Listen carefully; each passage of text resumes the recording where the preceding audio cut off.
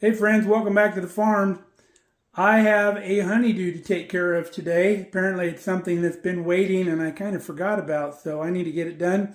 But I'll show you how to do this. You can save yourself a lot of money by doing this yourself and not calling an electrician. And we'll show you what's going on.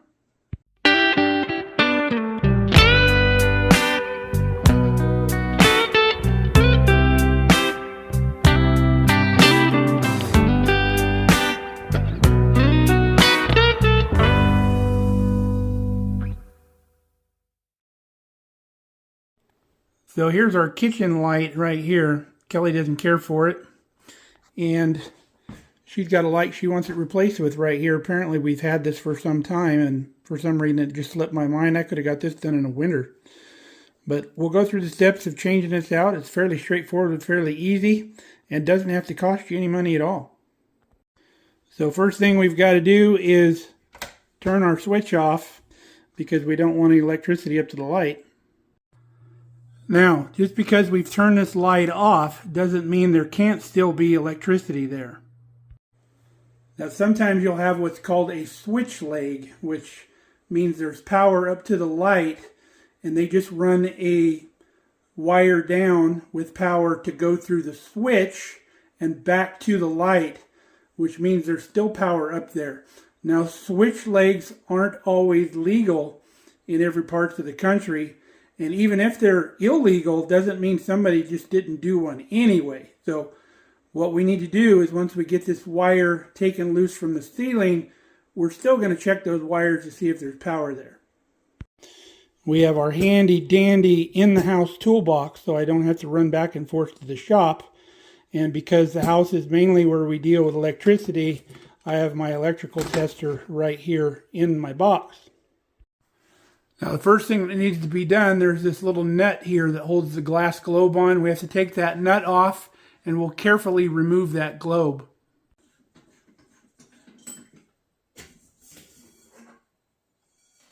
Ooh, dirty. Got dead bugs in here. Now next thing we'll do is we'll take out our bulbs.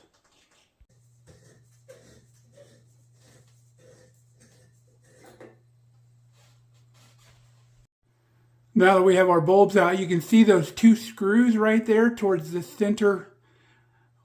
You can see how the holes are slotted, so you don't have to pull those screws all the way out. If you just loosen those screws and rotate the fixture to the left or counterclockwise, you'll see the screws will go into those holes, and it'll allow this fixture to drop down.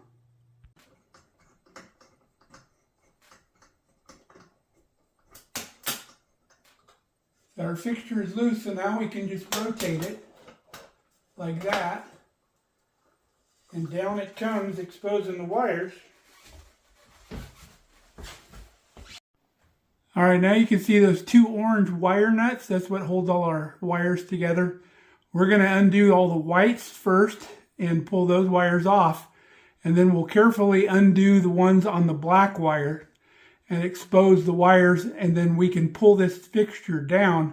All we will have left is the feed wires coming in.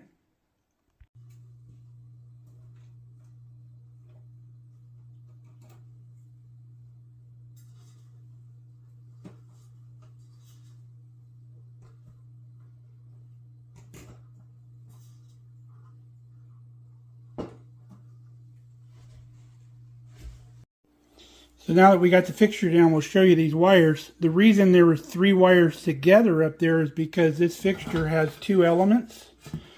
So there's a black and a white from both elements. So both of the blacks are put together, both of the whites are put together. And then up there in the box, you put the incoming black with these 2 and the incoming white with these 2, which is the common. Your power comes in on the black, white is your common, or sort of a ground. Not exactly a ground, but kind of works the same way. We are going to put the tester on to see if we have any power up there.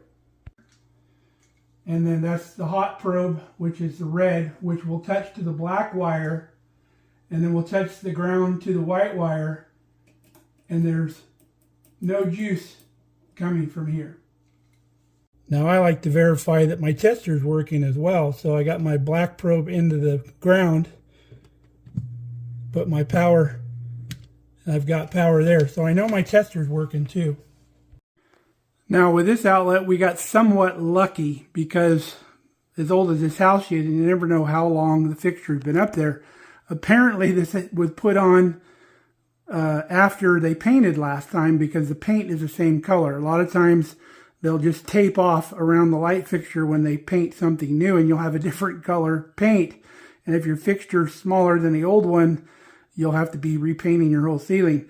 Now, this has been up quite some time and this is an old house. So you can see we've got kind of a dirty ring around where that light fixture was. This whole kitchen pretty much needed to be painted before long. And then bugs get up here and do their thing and you have little spots on the ceiling. But we cleaned it up as best we can and now we can start getting this new light fixture out of the box.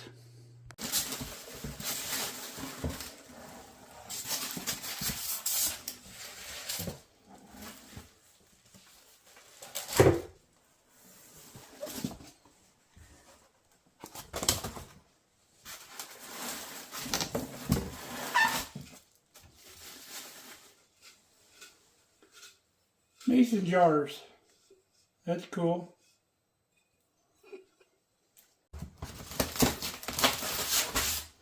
Even comes with light bulbs. Now this fixture comes with this mounting bracket here that screws onto the box up on the ceiling. Now luckily, there was already one of those on the box. So all we had to do is take the center stud out of this new one and screw it into that old one. And we're good to go. So that center stud comes right through here, and then there's a colored nut that holds this to the ceiling. Now on the back side we have all our wiring. You see we have 3 fixtures on this. So we have 3 white wires, 3 black wires, and a ground wire. Now this house, because it's so old, doesn't have a ground circuit, but we'll hook the ground wire to that bracket up there anyway. Now they've done some of the work for us already. They've taken all the white wires and black wires and pre-connected them together. So you just have one lead coming out for each. So there's one white wire and one black wire that we connect to the one wire up there. If this hadn't already been done, we could go ahead and do this ourselves. Get a little piece of white wire, connect with these other 3 white wires, put a wire nut on them, and do the same thing with the black. That way you only have 2 leads to hook up, because it gets cumbersome up there to try to tie 4 wires together in one wire nut. This makes it a lot easier. Okay, we've got our one white wire connected to our white wire coming out of the box. We've got our one black wire also connected to the black wire. Ground wire is connected, so now we can put this fixture up and run that stem through the hole in the fixture, put the nut on, and it's mounted. Now you connect the wires using these wire nuts. So you put the 2 wires together and then you screw these nuts on, and these nuts get tight on the wires and they won't pull off. And then I always try to pull the wires out to make sure they won't come out. But that's how you connect them. They make bigger ones of these for bigger wires. These come in several sizes.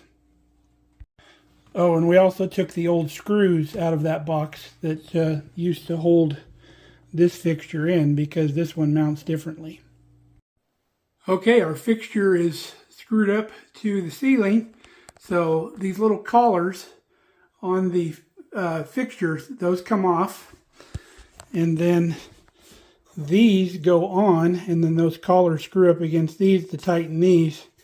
And then those mason jars, this is basically a mason jar thread. Those jars screw on there after you put the light bulbs on.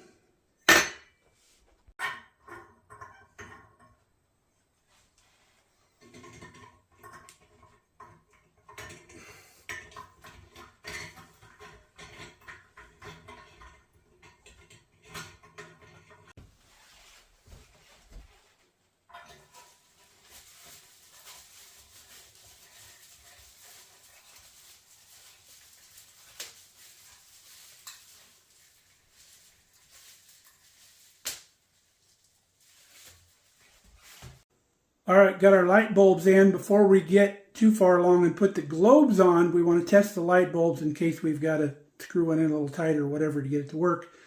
You notice that I used the wrap on the bulb to screw it in. There's some bulbs that you're not supposed to touch with the oil on your fingertips. I don't know if these are some kind of those bulbs, but to be safe, we just didn't do it. Let's turn the switch on and see if we got light.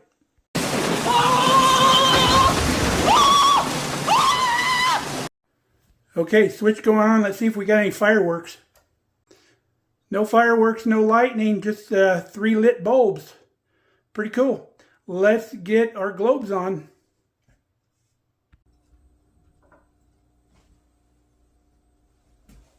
All right, back on with the lights. There we go. Lights up the kitchen real nice. Okay, that was a pretty straightforward installation.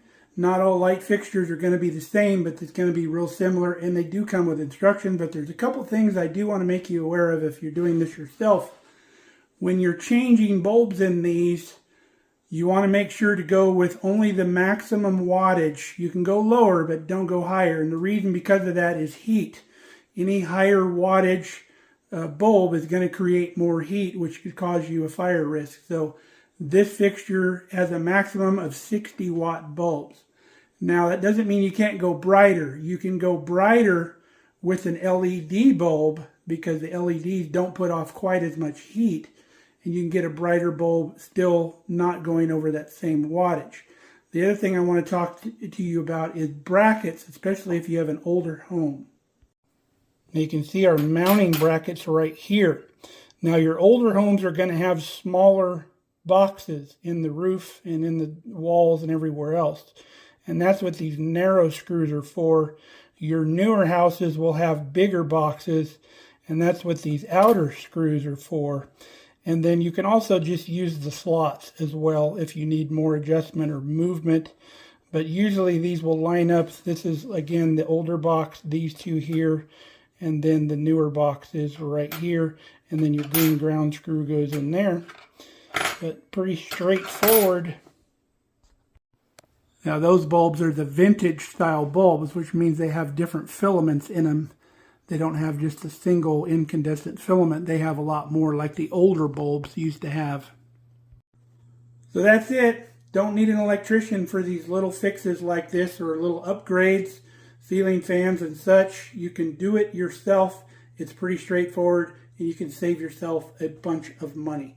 So I hope you learned something, and I hope you try to tackle some of this stuff yourself. So until next time, stay safe, stay healthy. We love you guys. Come back and see us here at Mark Kelly Farm.